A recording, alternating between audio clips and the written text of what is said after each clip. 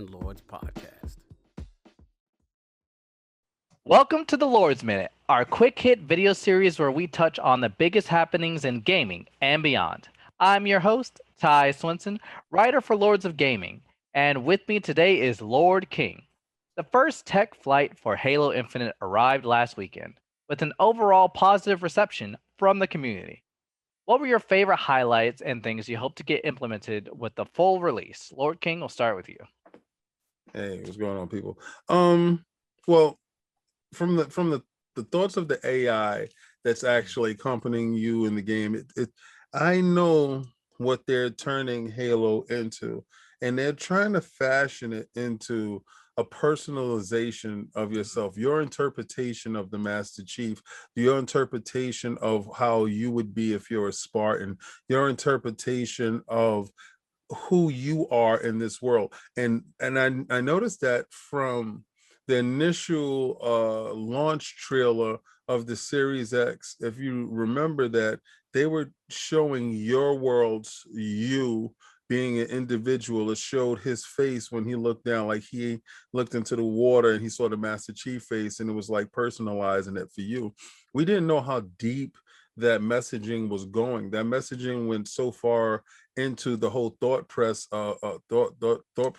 of Halo Infinite that it permeates it to a true extent, from the Spartan customizations, and it seems to be unlimited at this point, to the AI customizations and the thoughts with that I have. They really should have celebrity endorsements.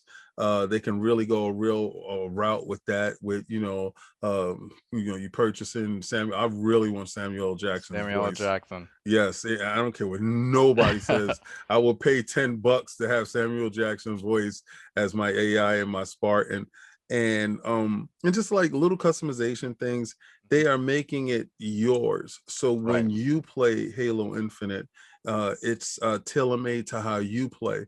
I've noticed that with what I saw with some of the scrimmages that did get a chance to look at. No, I saw the deep dive with the developers, and then I saw the initial trailer. Everybody got all amped and went crazy. I saw the deep dive. Everybody was insane about that. And then we had the developer on, and he went into a little bit more of what was going on and what they were doing there. And then once the beta got into the wild, which was last weekend, I got a chance to see a little bit more stuff and how people interact with it not being in a controlled environment, so to speak.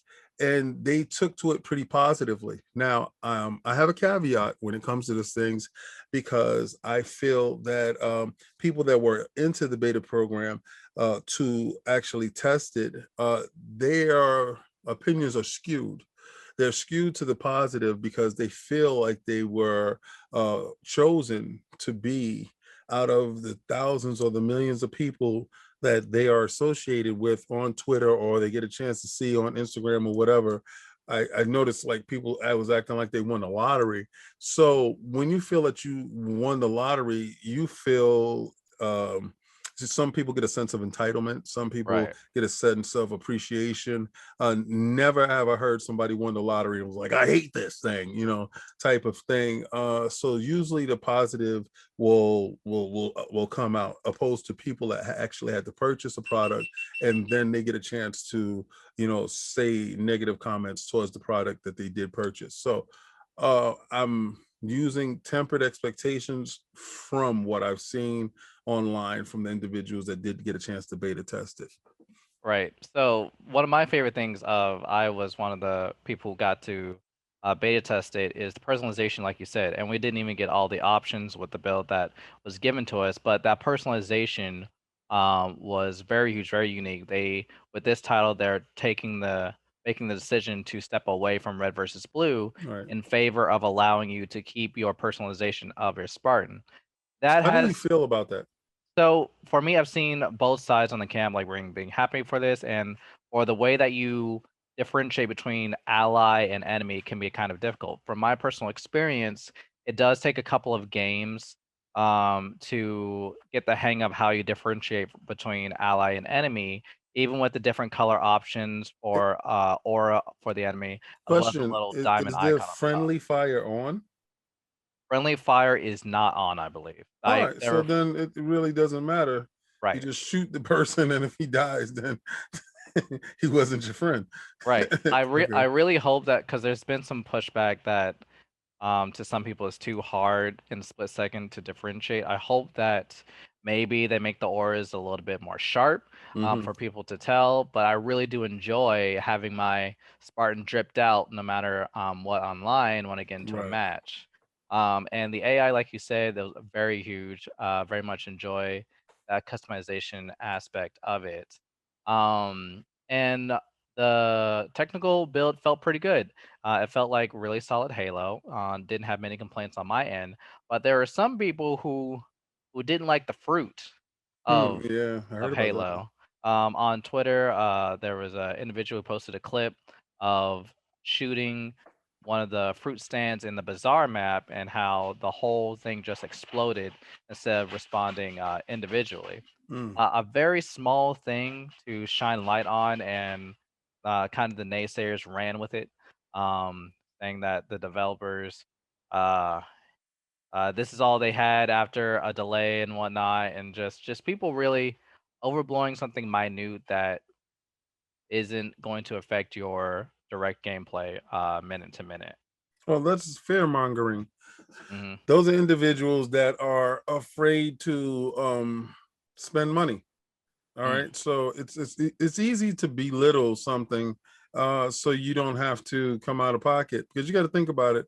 The individuals either have to come out of their pocket $300 for a Series S, right, or $500 for a Series X, and then get Game Pass, or purchase the game itself. So you're looking at their inflation of their wallet, of excuse me, getting into another ecosystem. That's scary to some people. Why can't my ecosystem, have this, and I can enjoy it over here, and I don't want to have to pay any extra. hmm, So I can understand why they would say, oh, well, look at the fruit, something that's inconsequential in a multiplayer map where you have to worry about, well, is the floor solid, is the wall solid, is the character solid, is this solid, is the physics good, was this good, was that good? To worry about fruit, that means that you have other things going on. And I think those things lead more to financial, or a fear that this game will be so huge that your system, your console will become second choice. And then it's just, the love of the plastic then. right. Yeah, it almost seems like a situation of self-fulfilling prophecy of individuals like this, where they were looking for something to be mad at Of or course. to belittle and things like that. Um, but again, like you said, fear mongering. We really don't want to throw any energy toward that, versus something that the developers 343 can actually work on and improve with useful feedback. And I would like to also add to this, mhm, right? This game is being scaled from an Xbox basic right. console all the way up to the highest end, which is PC, right? Hmm. Um, can the Xbox Basic handle the world, the physics, the amount of people that are there, and also individually worry about fruit? I don't Hmm. think so. Right. Right. So stuff will have to be dialed down. And you skew it to the point where you worrying about sliders, you're worrying about HDR, you're worrying about 60 frames per second, 120 frames per second. You're worrying about stuff like that, opposed to worrying about the actual physics of fruit that actually doesn't come into play. Now, if you were able to grab each individual fruit and they will actually be an asset in the battle or something like that, Hmm. then I think then you will have a gripe. But at the same time, you're looking at where it's skewing it from, and from the lowest end to the highest end. And I think that was a design decision, based on exactly where they was, what resources they had, and what they can be work with and allocate with, because they did not want to leave that OG Xbox behind. Right, right. Very well said. And lastly, we'll move on to that a certain sound file has made it out into the wild of the Halo announcer saying Battle Royale for the game. So, with Battle Royale coming to Halo Infinite, how do you feel about that being a thing? I waited for this for so long. I actually like, you see Warzone and Call of Duty, Hmm. and just imagine ODST drops, Right, Marines loading in, Spartans dropping. Just imagine a huge world built in the Halo lore. Imagine Halo War, the game, right. in an actual battle royale arena. It just blows my mind because they have so many different ships, so many different archetypes, so many different characters, so many different weapons, so many different things that they can actually do that a multiplayer map just can't conceive of. But a battle royale map where you can jump, and the level of elevation, indoor, outdoor, I mean, literally, that is exactly the evolution of the game. That is where the game should go. And I know they're crafting it to the point where when it does hit, it's going to have to fight games like Fortnite. It's going to have to fight games like PUBG. It's going to have to go one-on-one with Apex and Warzone. So yeah, of course, that game is not ready yet. And I honestly believe that Battle Royale would be limited to the higher end consoles opposed to the previous consoles. Right. And I think you definitely hit the nail on the head. The amount of things that they could do with the Halo lore and universe in a battle royale setting is vast. To play devil's advocate for a little bit, some people see this as being trend chasing of Yep. incorporating battle royale into Halo. Do you think there's any merit to this, or that is truly something 343 could make their own? No, I'm pretty sure the boardroom is like, yo, can we get a battle royale in there? Can we get to some monetization of cash? How can we keep this revenue flowing? I don't care what anybody say. Fortnite brings in a crap ton of money. Right.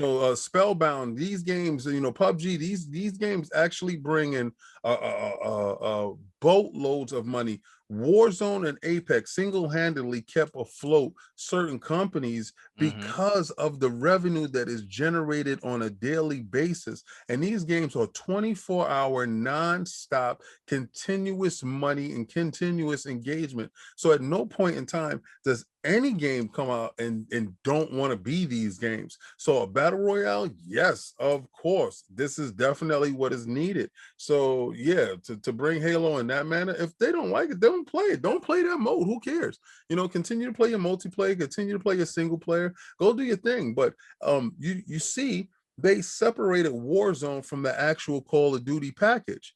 You understand? And it was a reason for that, because that is a revenue stream. It's a total entity within itself. And I believe they're going to do the same exact thing with Halo Infinite Battle Royale. They're going to separate it. Right, right. And again, people who are saying that this is just setting, they have to remember it's also a business, and these companies are going to try and think of innovative ways to revitalize, bring new people in, and allocate sources to things that could really evolve their game and make it special. But Yes, at the end of the day, we'll just have to see how it actually all shakes up when the game drops later this year. it's going to be magnificent. But this has been the Lord's Minute. Thank you so much for joining us. We're here every Monday, Wednesday, and Friday at lordsofgaming.net. I'm Ty Swinson, here with King Lord King David, and this has been the Lord's Minute. Peace.